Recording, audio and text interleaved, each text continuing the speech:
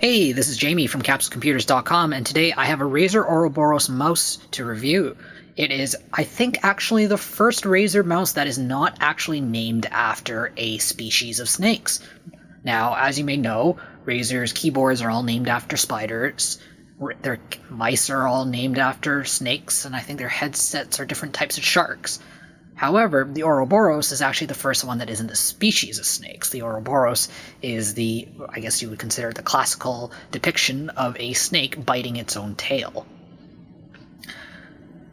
Now, normally I unbox these literally the first time I pull the thing out of the box is the first time you guys see me pull it out of the box, but I don't think anyone actually wanted to watch me bumble around for 10 minutes trying to get this thing open. Unfortunately, I failed pretty hard at life, so I figured, you know what, I'll pack it all back in the box, and when I do my review, I'll just do everything in one huge take and go from there.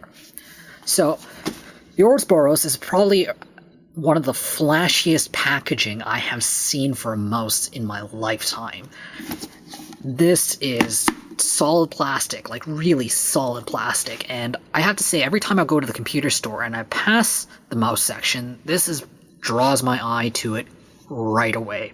It kind of reminds me of the pictures back when the Hope Diamond was displayed, and you have this crazy glass case and security guards everywhere, and you'd see this giant diamond in the middle of it. And this is what it kind of reminds me of. So, to take it apart, I'll just pop this top right off. Right here, I'm pretty sure I could probably use this as a fish tank for a goldfish later. And then we'll just pull this out. Alright. So here inside we have our usual Razer, I guess, paperwork. If I can get this opened. I'll just chuck this aside. Has your usual 2 Razer stickers.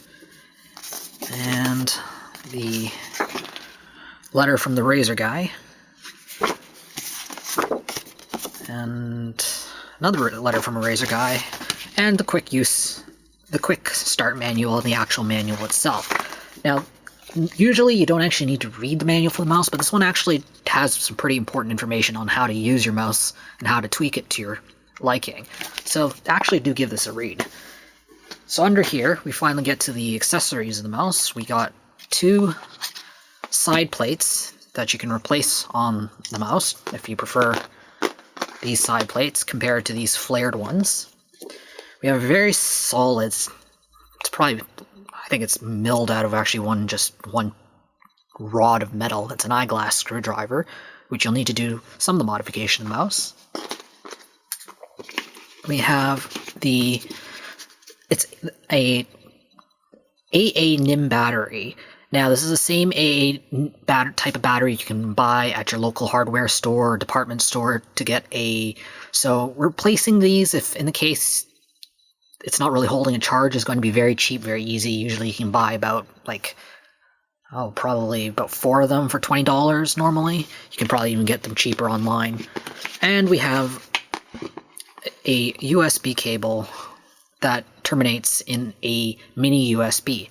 Now, this USB plug itself is actually a little special. I found that it's smaller than most of them, so I noticed a lot of my random ones didn't actually fit in the mouse. Nice thing about this is it does have a bit of a, if I can get this to focus properly, as you can see, it's ridged. So no matter what, you can always tell which way is up and which way is down. You're not going to have to look for the magical third side of the USB to actually plug this thing in. Now underneath here is the base station. I'm going to have to put this aside because this bottom part is actually really sticky. It'll stick to your desk and it will not go anywhere. I found if it gets a little dirty, for whatever reason, just put a little bit of water on it and it'll clean right up and become as sticky as it used to be. Just put this aside there, inside. So now we have the mouse itself. Now, part of the reason why is because I just could not actually get this thing off. I saw these screws and I thought, well, maybe I just need to unscrew this thing. Turns out, no. All I had to do was actually push this push tab. Now, I saw an arrow here and I assumed that the arrow was to remove some stickers that was found here, but no, it turns out you just push this down and you can pop the mouse out nice and easy. So here we have the Ouroboros itself. It is you can really modify the mouse in many ways to suit whatever type of grip you prefer or your hand size. Now personally I like to palm my mice, and I've got pretty tiny hands. I blame being Asian for that. We're not exactly blessed with large physical stature.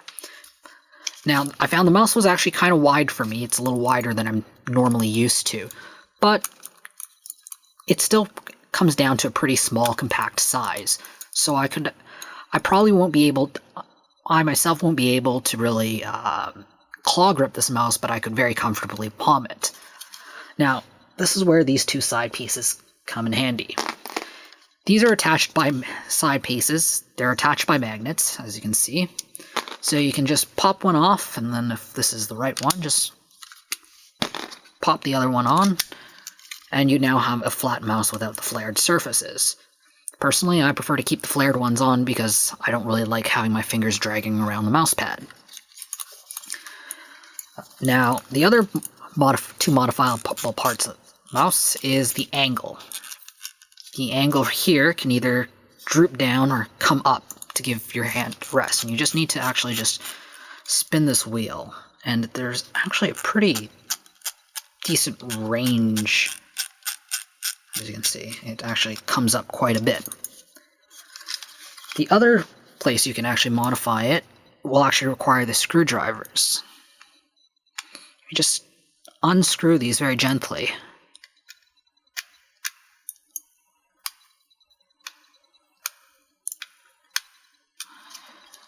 This part slides right off, and you can access that way. You can access the battery compartment, which your battery would just go in there. And then once you slide it back on, you can see that there are three little, I guess, screw holes, so you can actually adjust how long this mouse will become. So if you actually have really big hands and you prefer palming your mouse, you can get it to about that long. It makes it actually really long. Now, I found that this is actually a really great mouse. I haven't been a huge fan of wireless mice. They're heavy, the batteries die, but this is actually a very good wireless mouse. The sensor is an 8200 DPI sensor, it's accurate, and the response time, both wired and wireless, is supposed to be at around 1 millisecond. And personally, in my own testing, I could not tell the difference between a wired and wireless. Now, plugging this in will charge the battery. If I can get this in correctly. Will charge the battery if you just use it as a wired mouse. It'll charge the battery, you'll be good to go. And you're completely free to use this as a wired mouse for the rest of the lifetime of that mouse. However, you can also pull it into the base and use it as a wireless mouse. If your batteries die midway, you can just switch the cables, put in your mouse, and continue on gaming while your battery is charging. Otherwise, you can just put it on the base station and it will charge. Now, the one thing I did notice is there's really not much of a great point of reference on where to put this in. Now, after a while of practice, I was able to get a hang of it, but in the early stages of learning this mouse, I would put it like this and it would slide off, and actually a couple times I stuck this prong right into the laser sensor, which definitely was not good, but thankfully you can see there's a little bit of spring give to it, so there was no permanent damage done. Another good thing about this mouse is it uses the Razer Synapse engine, and the Razer Synapse 2.0 is really powerful. It allows for a crazy amount of tweaking and modifying macro editors. It even allows you to calibrate the mouse for whatever mouse pad you own. If you own a Razer one, there's calibration settings already uploaded onto the Synapse software. If not, you can just calibrate any old mouse pad as you wish. You can create an unlimited amount of profiles, and these profiles will be uploaded to the cloud. This is a love or hate sort of thing. Personally, I prefer having profiles loaded onto the mouse because sometimes the computer I'll use may not have internet access, and especially if you're going to some LAN parties or competitions, some competitions won't allow you to install your own, I guess, like Razer software onto the computer. You just got to use with whatever you've got. So not having that onboard profile can be a little crippling. However, this allows you to store unlimited amount of profile. No matter where you go, you can always just install the Razer software, log in, and you'll have your profiles ready to go. So it's a give and take. You'll have to decide what works best for you or not. Now, there's actually 3 buttons on each side of this. You can't tell. You can only see 2, but actually these edges, this whole side can click in. Now, the buttons are a bit hard to press. I found that if I was holding the mouse like this, the thumb button was not a problem, but to press down with the pinky was quite a task, especially when I was trying to do it accurately. By default, these side buttons are bound to the clutch button, which will temporarily drop your sensitivity so you can make a really tough sniper shot. It's handy, but of course you can always just bind it to another spell if your game of choice happens to be World of Warcraft versus Call of Duty. Now, by default, these buttons will let you change your sensitivity. Personally, worked very well. These LEDs will tell you how much battery life you've got left. It's not the most accurate thing, but it's better than nothing. One thing I noticed about this mouse is the grip is excellent. It's not a rubbery mouse. I don't really like rubbery coatings personally. I find if I drop something on my desk, there's a tendency to either rub or chip off the coating, especially after long-term use. Instead, we got this really fine matte pebbled texture that worked great. The mouse wheel has really aggressive dots that really I found just could not make it slide. Every time I rolled the mouse wheel would go. As you can hear, you've got some really good switches. They're actually the Omron switches. I think I'm pronouncing them correctly. And these switches from Omron are actually considered to be some of the best mouse switches you can actually get. Now, I'm not sure if I don't know if the side buttons are also Omron switches. They feel a little different from the left and right, but definitely left and right are from Omron.